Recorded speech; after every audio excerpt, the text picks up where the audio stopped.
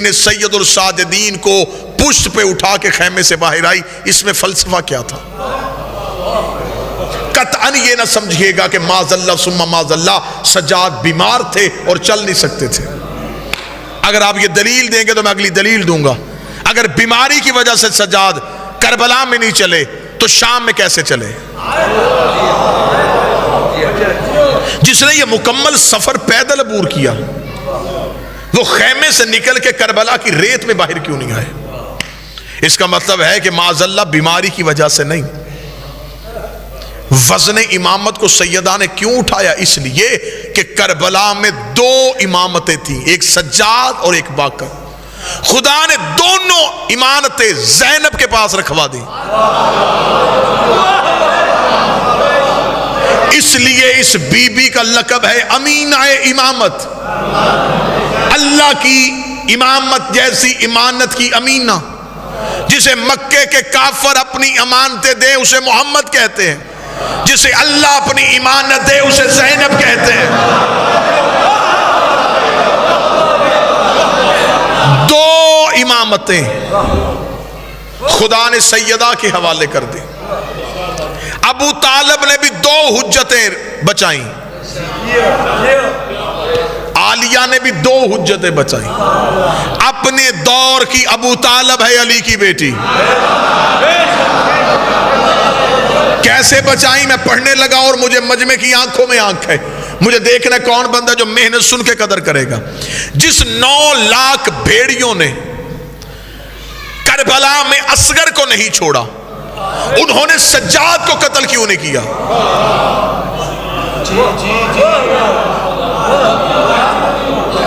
میں خاموش ہو جاتا ہوں، مجمع میں کسی کے پاس کوئی جواب ہے تو لائے۔ جنہوں نے اصغر کو قتل کر دیا، انہوں نے سجاد کو قتل کیوں نہیں کیا؟ کیا وہ اہمیت سجاد سے واقف نہیں تھے؟ کیا انہیں خبر نہیں تھی کہ یہ اگلا امام ہے؟ کیا انہیں یہ خبر نہیں تھی یہ حکومت کے لیے سب سے زیادہ مشکل یہ پیدا کرے گا؟ دو امامتیں خیمے میں تھی، ایک سجاد ایک باقر، دونوں تک 9 لاکھ ہاتھ کیوں نہیں پہنچے؟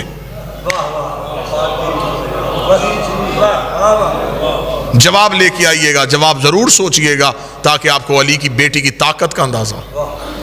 اور وہ دونوں امام لڑ بھی نہیں رہے۔ یہ بھی نہیں ہے کہ اگر سجاد آپ کیوں آپ کو یہ باتیں کتابوں سے پڑھائی جاتی ہے؟ خدا را دیکھنے کا زاویہ تبدیل کیجئے گا۔ آپ کو یہ بتایا جاتا ہے بیمار تھے اور بستر بیماری سے اٹھ کے نہیں آ سکے۔ صرف سجاد کو کربلا میں خیمے میں لٹایا اس لیے کہ کوئی یہ نہ سہے کہ علی کا بیٹا اتنا لڑنے کے موڈ میں تھا کہ 9 لاکھ ڈر گئے اور بھاگ گئے۔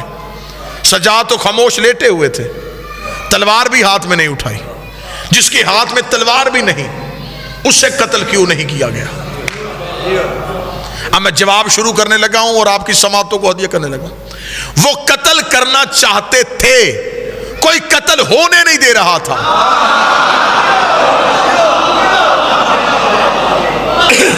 وہ چاہتے تھے کہ سجاد قتل ہو، وہ چاہتے تھے کہ باقر قتل ہو، لیکن کوئی قتل ہونے نہیں دے رہا تھا۔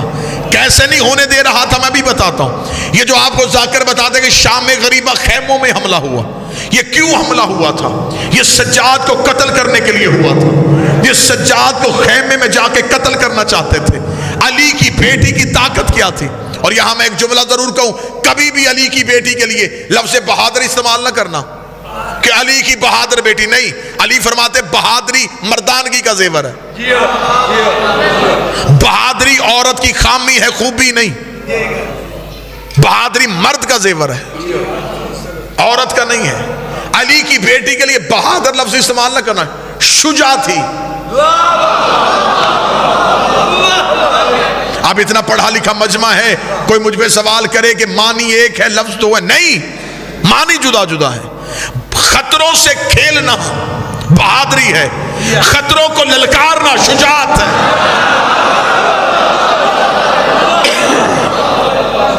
آئی ہوئی مصیبت سے لڑنا بہادری ہے، مصیبت کو بلا کے ختم کرنا اسے شجاعت کہتے ہیں۔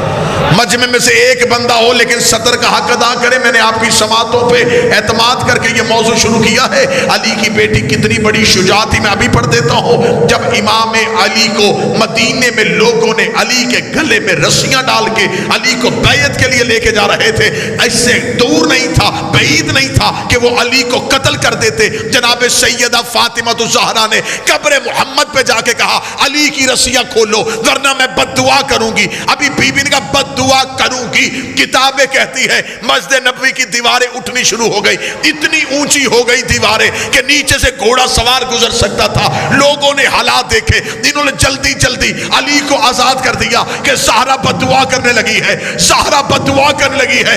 بی بی فاطمہ نے کہا تھا کہ میں بد دعا کروں گی۔ شام غریبہ علی کی بیٹی نے کہا اگر کسی نے بھی سجاد کی طرف ہاتھ بڑھایا میں قیامت برپا کر دوں گی۔ جرت ہے کسی میں؟ آؤ قتل کرو۔ 9 لاکھ دیکھ رہے تھے، کبھی اس انداز میں بھی سننا علی کی بیٹی کو، 9 لاکھ دیکھ رہے تھے۔ بی بی سجاد کو پشت پہ لاد کے لائی، بی بی کا جرت ہے، آؤ قتل کرو۔ 9 لاکھ نے زینب کو رستہ دیا، درمیان سے 2 حجتوں کو لے کے نکلی، کربلا کی ریت پہ کھڑی ہو کے یزید تو نے کیا سمجھا تھا تو حسین سے بیعت لے لے گا؟ اگلے 2 امام لے کے تیرے گھر آ رہی ہو، اگر جرت ہے ان سے بیعت مانگ کے دکھا۔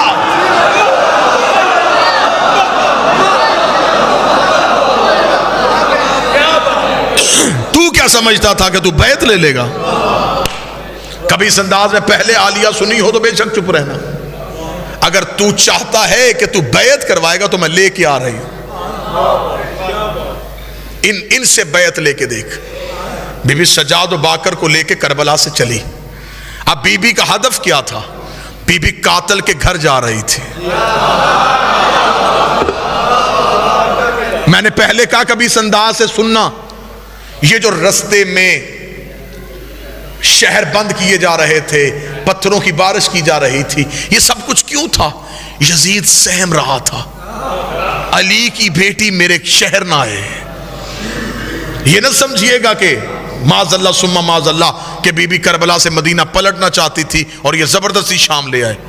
بی بی مدینے سے چلی تو ہدف شام تھا، اور شام فتح کرنا کوئی آسان نہیں تھا، یہ نبیوں سے بھی فتح نہیں ہوا۔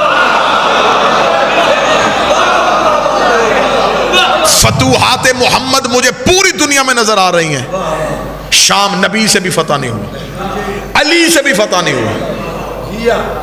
شام کی چال بازیوں کی وجہ سے علی تخت حکومت مدینے سے اٹھا کے کوفے لے آئے تھے۔ کوفہ میں حکومت قائم کرنے کے باوجود شام سے چلاکیاں ختم نہیں ہوئی، اور علی جیسے بصیرت والے امیر المومنین کو کوفے کی مسجد میں ایک قاتل کے ہاتھوں قتل ہونا پڑ گیا شام کی چلاکیوں کی وجہ سے۔ شام کی چلاکیوں نے اتنا بے بس کر دیا پورے نظام کو کہ حسن جیسے امام کو امن کا معاہدہ لکھنا پڑ گیا۔ شام کی چال بازیوں نے مدینے سے حسین کو بلا کے جنگل میں قتل کر دیا۔ شام 3 امامتوں کو اپنے اپنے دور میں خاموش کروا رہا تھا۔ علی کی بیٹی نے کہا تو کیا سمجھا ہے شام کا راج ہمیشہ رہے گا؟ بی بی کربلا سے چلی، بی بی نے کہا میں شام آ رہی ہوں، اب میں تم میں طاقت ہے تو ہمیں ختم کر کے دکھا۔ اس نے شہر کے دروازے بند کروائے تھے خوف کی وجہ سے، اس نے چھتوں پہ عورتیں بتائی تھیں ڈر کی وجہ سے، اس نے بدماش اکٹھے کیے تھے۔ علی کی بیٹی نہ پہنچے، بی بی گزرتی جا رہی تھی، بی بی یزیدیت کی سروں پہ پاؤں رکھ کے چلتی جا رہی تھی، پتل ختم ہوتے جا رہے تھے، شہر گزرتے جا رہے تھے، لیکن علی کی بیٹی کے عزم میں کمی نہیں آ رہی تھی۔ بی بی چلتی چلتی یہ سب سے پہلا جلوس جو حسین کے حق میں نکالا تھا یہ علی کی بیٹی نے نکالا تھا، اور یزید کی کوشش تھی یہ جلوس رک جائے، یہ جلوس نہ پہنچے۔ یہی وجہ ہے کہ آج تک جب بھی حسین کا جلوس نکلتا ہے تو ہر دور کا یزیدی کہتا ہے اس سے آگے نہیں جائے گا، شہادت سے آگے نہیں بڑھے گا، یہاں سے جلوس کا روٹ بدل دو۔ بی بی چلتی چلتی ہر طاقت، ہر رکاوٹ کو عبور کرتی کرتی شام شہر میں داخل ہو چکی تھی۔ شدیدیت سہمنا شروع ہو گئی، شدیدیت کانپنا شروع ہو گئی۔ بی بی چلتی چلتی شدید کے محل میں پہنچی، علی کی بیٹی رسیوں میں جکڑی تھی۔ بی بی نے پہلا قدم شدید کے دربار میں لگا، او ہندا کا بیٹا، نظریں اٹھا، دیکھ زہرا کی بیٹی آئی ہے۔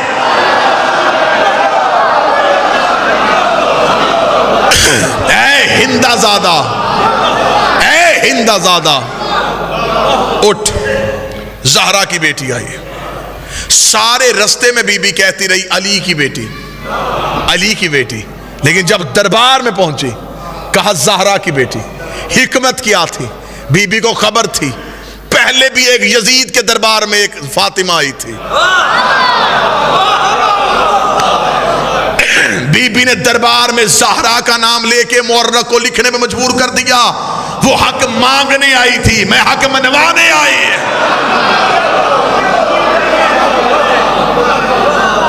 اجازت ہے؟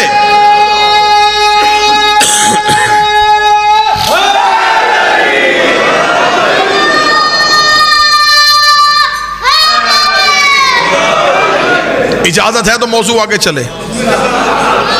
بی بی نے کہا نظریں اٹھا، تیار ہو، علی کی بیٹی آئی ہے۔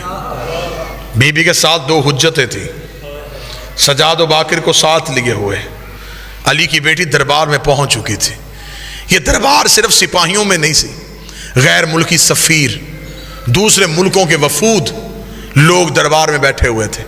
دربار سجا ہوا تھا۔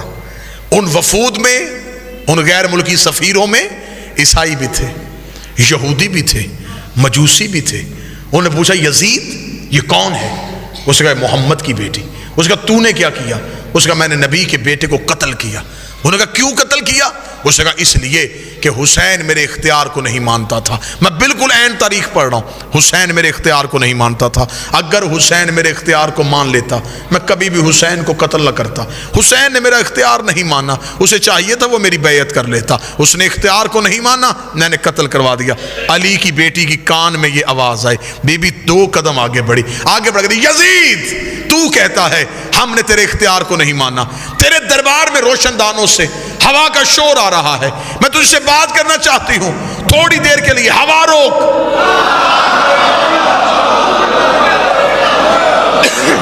جب بی بی نے کہا تھوڑی دیر کے لیے ہوا روک، یزید دیکھ کہتا علی کی بیٹی میں ہوا کیسے روکوں؟ بی بی دیکھتی کہاں ہے تیرا اختیار؟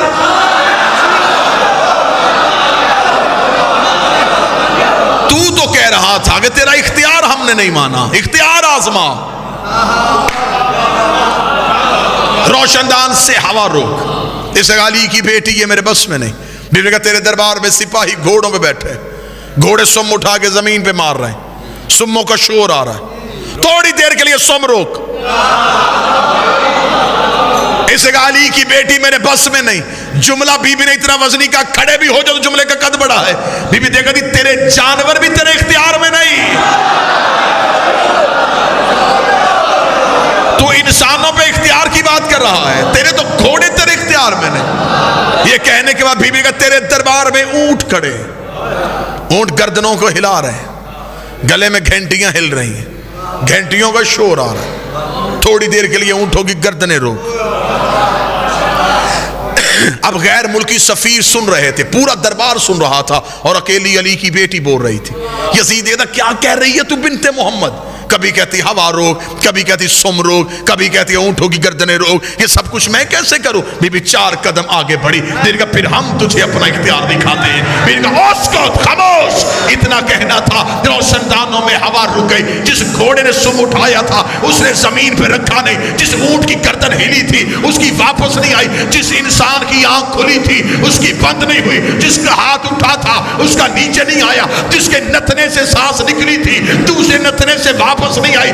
انسانوں کے دلوں کی دھڑکنیں ان کے کانوں میں سنائی دینی شروع ہوئی۔ جب پورا دربار پتھر کا ہو گیا، علی علی کی بیٹی چلتی ہوئی یزید کے تخت کے سامنے آئی، بی بی نے ہاتھ کا اشارہ کیا، یزید کی ناپاک روح اس کے بدن میں واپس آئی۔ اس نے پورا دربار پتھر کا دیکھا کہ ہر چیز اپنی جگہ پر رک چکی ہے، بھوک کا عالم ہے۔ یزید کے چہرے پہ موت کی زردی آئی، اس نے تخت پہ بیٹھ کر علی کی بیٹی مجھے معاف کر دے، علی کی بیٹی مجھے موت نہ دینا، علی کی بیٹی مجھے معاف کر دے۔ بی بی 2 قدم آگے بڑھی، بی بی نے کہا اب بتا کہتی تو ہے یا ہم ہے؟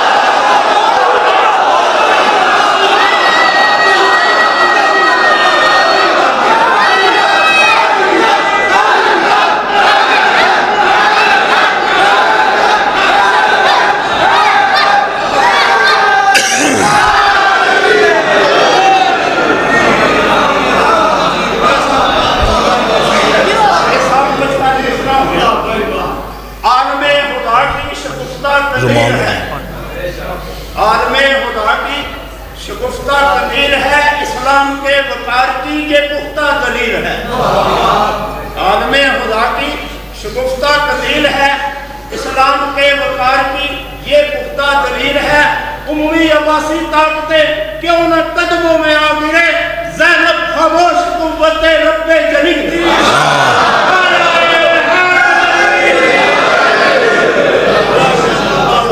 بی بی نے آگے بڑھ کر اب بتا کہتی تو ہے یا ہم ہیں؟ اگلی سطر پہ اپنی پوری کائنات قربان کر دو۔ بی بی دے کہتی یزید ہم تیرے قیدی نہیں، ہم جبر مشیت کے قیدی ہیں۔ یہ رسیاں تیری دی ہوئی نہیں، ہم امر الہی کے پابند ہیں۔ بی بی نے بغیر روک ٹوک کے خطبہ جاری کیا۔ بی بی نے کہا ہم خازن الہیہ ہیں۔ کہا یہاں پہ مجھے کوئی بندہ روکتا تو پوری مجلس اس جملے پہ ہو جاتی۔ بی بی نے کہا ہم اللہ کا خزانہ ہے، اور توحید کا خزانہ کبھی بھی نجس ہاتھوں میں نہیں جاتا۔ بی بی نے کہا ہم خزانہ الہیہ ہیں، ہم امینہ الہیہ ہیں، وہی ہمارے گھر میں آتی ہے، فرشتہ ہمارے دروازے پہ رکتا ہے، ہم نے نبوتوں کو تقسیم کیا ہے۔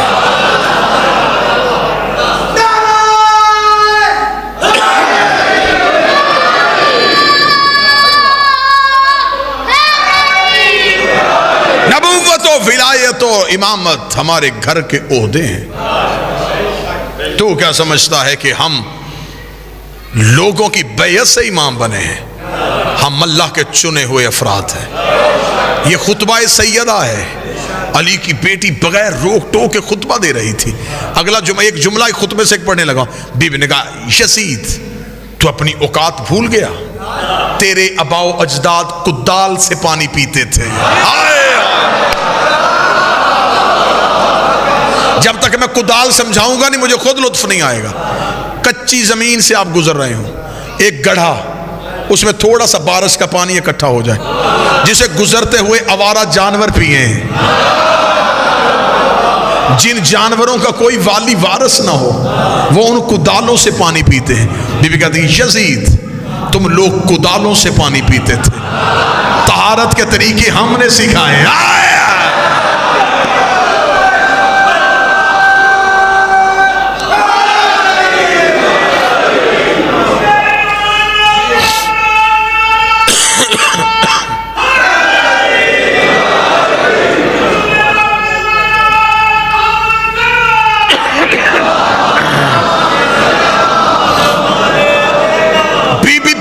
چلی جائے، خطبہ جاری تھا، دربار سہما ہوا تھا۔ یہودی بھی بی بی کا خطبہ سن رہے تھے، عیسائی بھی بی بی کا خطبہ سن رہے تھے، سپاہی یزید کے تھے، لیکن وہ اپنی اباؤں میں چہرے دے کے شرمندہ ہو رہے تھے۔ جب یہ منظر دربار کا بن چکا، یزید سہم گیا، اسے پتا چل گیا کہ اگر یہ حالات بن گئے تو کہیں یہی سپاہی مجھے قتل نہ کر دیں۔ یزید نے جلدی سے کہا اذان شروع کرو، کیونکہ یہاں شادیان نے کیا، یہاں تو ہوا رک چکی ہے، یہاں تو گھوڑے رک چکے ہیں، یہاں تو انسان رک چکے ہیں، واحد حل یہ ہے اذان ہوگی، یہ اذان کی وجہ سے چپ ہو جائے گی، یہ احترام میں اذان کی وجہ سے خطبہ روک دے گی.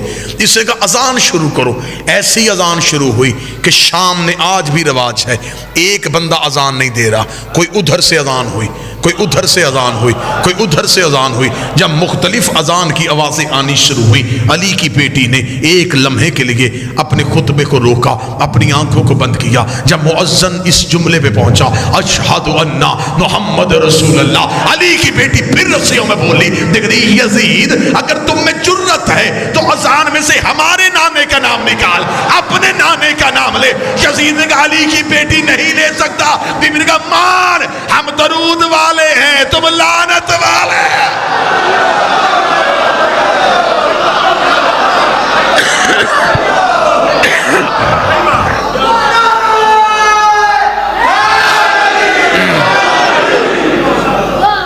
مان یزید, ہم خاندان عصمت ہیں, تم خاندان نجاست ہو. ہم معصوم قبیلہ, تم ملعون گھر کے فرد. صرف خطبہ پڑھ لینا آپ کتابوں سے تو سجدے سے سر نہ اٹھائیں علی کی بیٹی کی دہلیز سے. بی بی نے دیکھ کے کہا تو ہم سے مقابلہ کرے گا, ہم طہارتوں کا مرکز, تم نجاستوں کے مرکز. ہم شجرہ طیبہ کے وارث, تم شجرہ خبیثہ کی ٹوٹی ہوئی کڑیاں. مقابلہ کر رہے ہو امامت کے ساتھ. علی کی بیٹی کے لہجے کی تاثیر اتنی تھی, خطبے کا بوجھ اتنا تھا, علی کی بیٹی کی شجاعت اتنی تھی, یزیدیت سہم گئی. 1 سال بی بی شام میں ایسے سحر انگیز خطبے دیتی رہی, تب تک اٹھی نہیں جب تک زندان کی دیوار کے پتھروں سے آواز نہیں آئی اشہد ان علی ولی اللہ. شام فتح ہو چکا تھا, حسینیت کا پرچم بلند ہو چکا تھا. اتنا فتح کیا کہ آج بھی تم شام جاؤ, ایئرپورٹ پہ اترو, ریلوے اسٹیشن پہ جاؤ, بس سٹاپ پہ جاؤ, کسی اور جگہ کے لیے, بسوں کے لیے, سواریوں کے لیے, ٹیکسی ڈرائیور سواریوں کے لیے کسی اور جگہ کا نام نہیں لیتے, ایک ہی آواز آتی سیدہ زینب, سیدہ زینب, سیدہ زینب. جہاں لوگوں نے باغی کی بہن کہا تھا, آج وہاں سیدہ زینب کی آوازیں آ رہی.